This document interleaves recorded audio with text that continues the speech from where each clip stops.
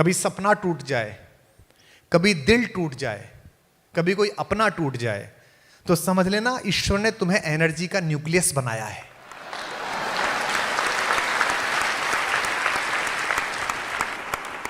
अगर कभी मन में ये आए कि यहां ये बात अटक गई, ये बात नहीं हुई, कोई भी लक्ष्य तुम्हारे जीवन से बड़ा नहीं है। सबसे बड़ी चीज तुम्हारी खुद की जिंदगी है, सबसे पहली चीज तुम्हारी है। मेरे पिताजी भाई साहब एक छोटे से गांव में, बहुत गरीब से निम्न मध्यम वर्गीय परिवार में मेरे पिताजी ने जन्म लिया। उस गांव के वो पहले ग्रेजुएट, पहले पोस्ट ग्रेजुएट, पहले पीएचडी, पहले प्रोफेसर। 10वीं करके वहां बीज इंस्पेक्टर की नियुक्ति करने वाले लोग आए। एक बीज इंस्पेक्टर तुम तो जानते भी नहीं होगे, सीड इंस्पेक्टर होता है गांव में, वो सीड की क्वालिटी चेक करता है। लोअर डिवीजन क्लर्क से भी नीचे का काम होता है। वो सबसे मेधावी बच्चे थे। गांव से 4 बच्चे सेलेक्ट हुए, उनमें से 3 को नौकरी मिल गई और मेरे पिताजी को नहीं मिली। और मेरे पिताजी बड़े परेशान हुए कि बताइए 11वीं में ही कमाने लायक हो जाता। लेकिन फिर वो प्रोफेसर हुए। आज हमारा सबसे बड़ा भाई इंजीनियर है, एक वाइस चांसलर है, एक मैं हूं। सब लोग अपनी अपनी जगहों पर हैं। अगर उस अपॉर्चुनिटी के छूटने पर मेरे पिताजी ने जिंदगी की लड़ाई हार दी होती, तो आज ना हिंदुस्तान को कुमार विश्वास मिलता, ना हमें इस परिवार का सहयोग मिलता।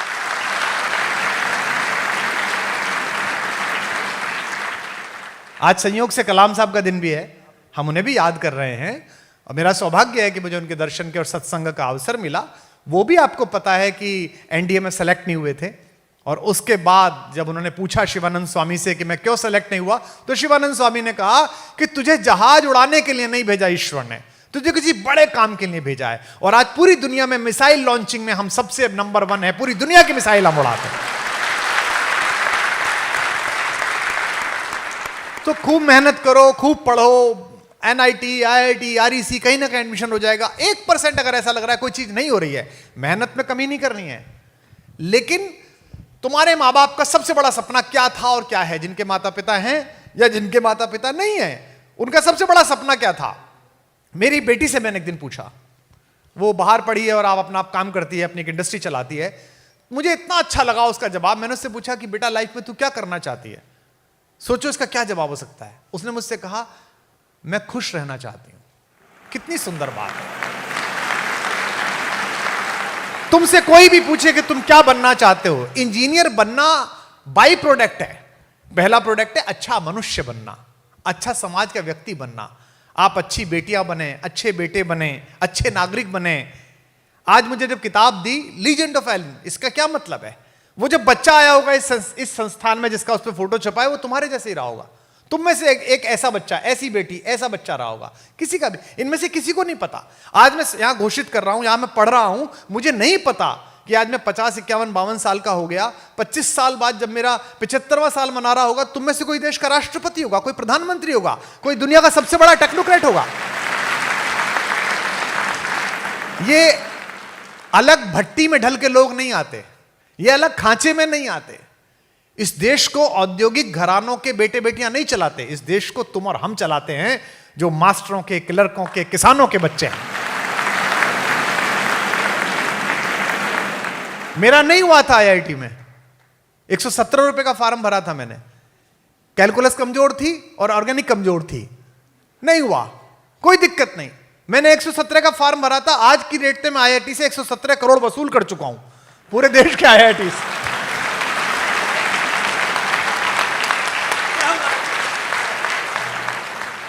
मेरे ऑफिस के लोग पूछते हैं, और मैं अतुल कनक बैठे हैं देश के सब महत्वपूर्ण साहित्यकारों में। मैंने अतुल भाई से भी कई बार कहा, और आज अच्छा हुआ कि मेरी भैया से बात हुई कि मैं आज यहां से घोषणा करता हूं और बताता हूं कि हमारी बात हुई है। बीच में एक ऐसे भाई हैं जो हमारे भी भाई हैं और आपके भी बहुत अच्छे मित्र हैं। आप लोग टेक्नोक्रेट बने, इस पर ये लोग मेहनत करेंगे। आप लोग मनुष्य बने, इस पर मैं मेहनत करूंगा एलिन के साथ मिलकर। मैं जापान गया पहली बार 2007-8 में, तो मुझे बड़ा आश्चर्य हुआ कि पूरे देश में मॉल, यहां भी खुल गई हैं, अब तो कोटा में भी मॉल खुल गई हैं। तो पूरे देश में स्टेशन पर कहीं भी जो एक्सीलेटर्स हैं, उनमें सभी लोग सीधे हाथ की तरफ खड़े हुए हैं, एक के पीछे एक। तो मैंने पूछा इसका कोई नियम है क्या? बोले नहीं, नियम नहीं है। ऐसे ही वहां की जो ट्रेन थी, उनमें लोग लाइन लगाकर खड़े हुए थे लेफ्ट हैंड की तरफ, सीधे हाथ से लोग उतर रहे थे। जब आखिरी आदमी बाहर निकल जाता था तब हम घुसते थे। आपने देखी होंगी दिल्ली की ट्रेन, आपने देखी होंगी बॉम्बे की ट्रेन।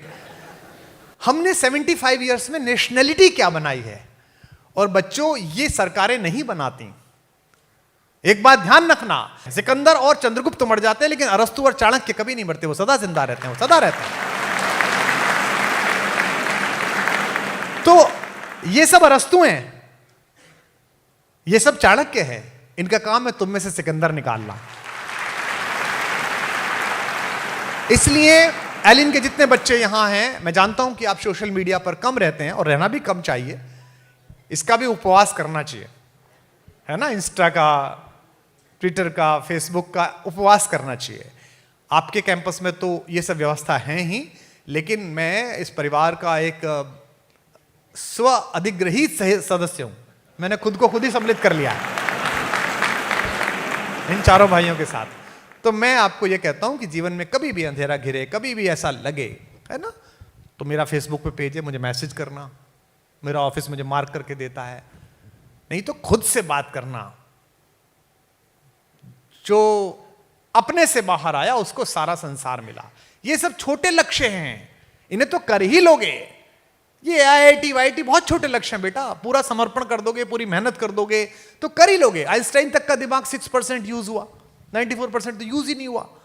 तो अगर तुम थोड़ा सा लगाओगे, थोड़ी सी मेहनत करोगे, एकाग्र रहोगे लक्ष्य पे, तो काम कर ही दोगे। लेकिन बैकड्रॉप में जो बड़ा कैनवस है, IITian बनना एक पेंटिंग है, लेकिन मनुष्य होना एक कैनवस है। Be a good human being. आपके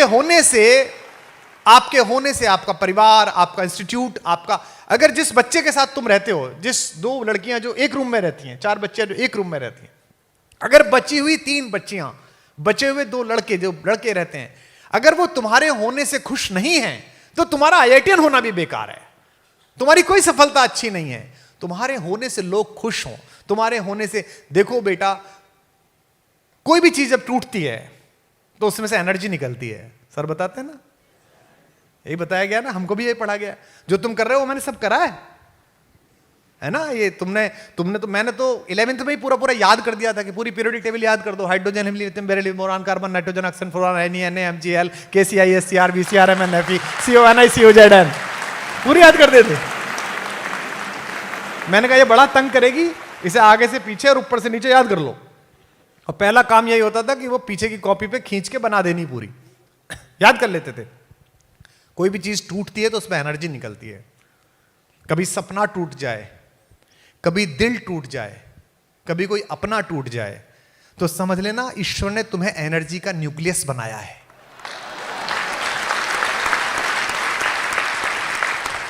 अब ये तुम पर है कि एनर्जी टूटे तो कोई बम बना लेता है और कोई बिजली बना लेता है।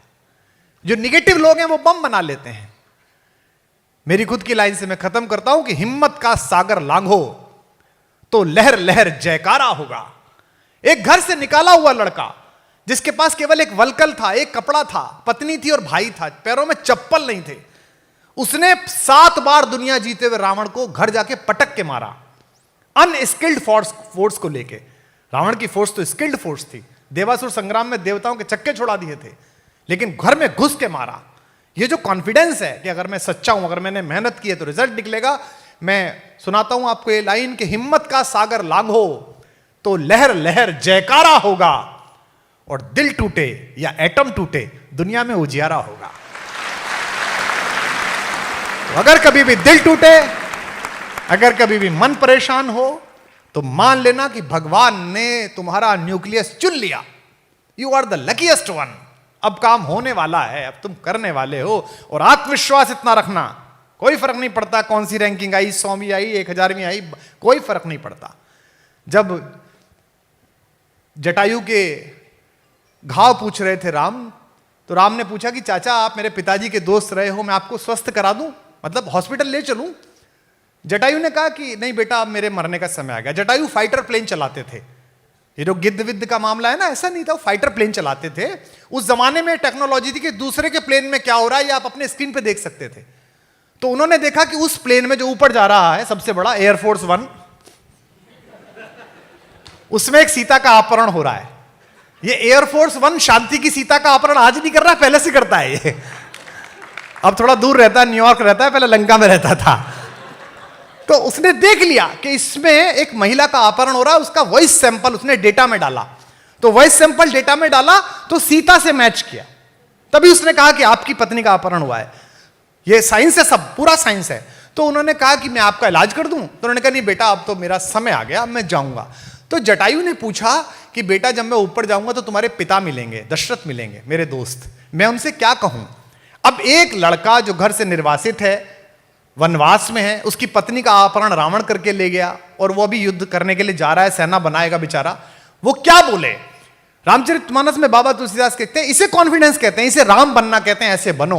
वो कहते हैं आप मत कहना चाचा जी, पापा से जाके आप कुछ मत कहना, जो मैं राम, अगर मैं उनका लड़का हूं तो कुल सहित, खानदान सहित कहे दशानन आए, रावण खुद ऊपर आके बताएगा कि क्या कर दिया था उसने। इसे कहते हैं कॉन्फिडेंस।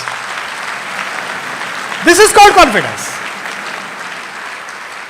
आप मत बताना पापा को।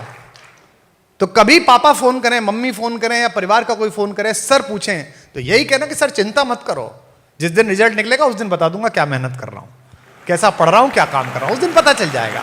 और अगर बाय द वे कोई परीक्षा की कमंद ना छूटे तो जिंदगी की आखिरी परीक्षा थोड़ी है। जब भी कोई पूछे तो मेरा बता देना, मेरा नहीं हुआ, क्या फर्क पड़ा, जो कर रहे हैं मैंने एक रास्ता चुना, आप अपना रास्ता चुनेंगे और आप बेहतर करेंगे। दुनिया परीक्षाओं के हथौड़ों से नहीं गढ़ी जाती, प्रतिभाओं की सोच से गढ़ी जाती है। क्या प्रतिभा कैसे? तो आज तो कार्यक्रम है, मेरा तो मन था कि मैं आप लोगों से मिलूं। विशेष रूप से एलन परिवार ने आपको अपना बच्चा, अपनी बेटी, अपना बेटा समझ के गलेजे से लगाया है, और यही खूबसूरती है। व्यवसाय तो बहुत लोग करते हैं, पैसे तो बहुत लोग कमाते हैं, हर फूल वही माना जाता है जो आसमान में सुगंध और पृथ्वी में बीज छोड़ के चला जाए। सुगंध तो इनकी फैल ही रही है और बीज आप लोग हो, जिससे बड़े वृक्ष बनेंगे। मिले हर जख्म को मुस्कान से सीना नहीं आया, अमरता चाहते थे पर जहर पीना नहीं आया। तुम्हारी और मेरी दास्तां में फर्क इतना है, मुझे मरना नहीं आया, तुम्हें जीना नहीं आया। बहुत शुक्रिया, बहुत धन्यवाद।